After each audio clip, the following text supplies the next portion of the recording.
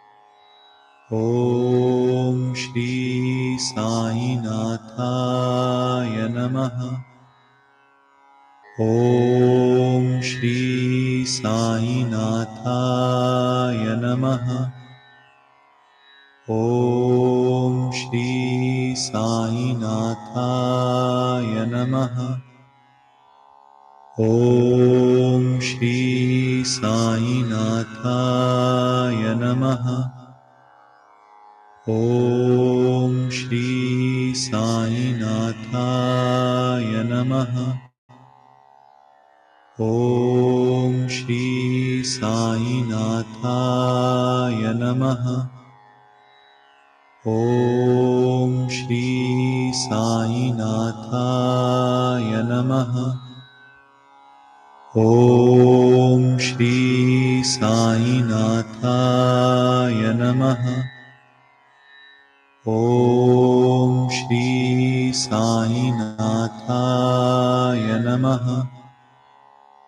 ॐ श्री साईनाथाय नमः।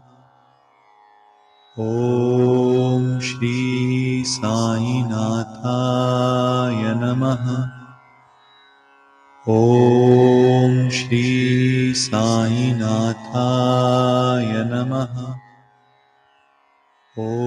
ॐ श्री साईनाथाय नमः।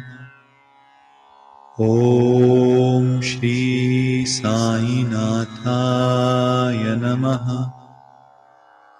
ॐ श्री साईनाथाय नमः। ॐ श्री साईनाथाय नमः।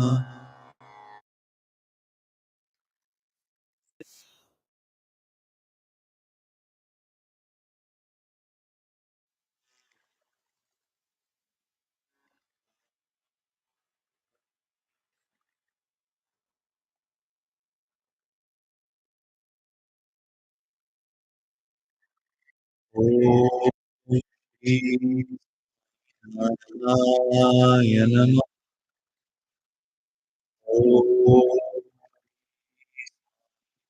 नाथाय नमः। ॐ श्री साईनाथाय नमः।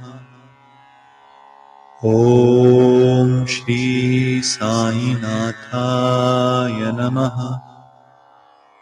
ॐ श्री साईनाथाय नमः।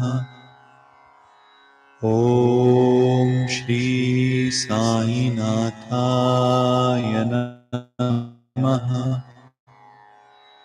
ॐ श्री साईनाथाय नमः। ॐ श्री साईनाथाय नमः। ॐ श्री साईनाथाय नमः।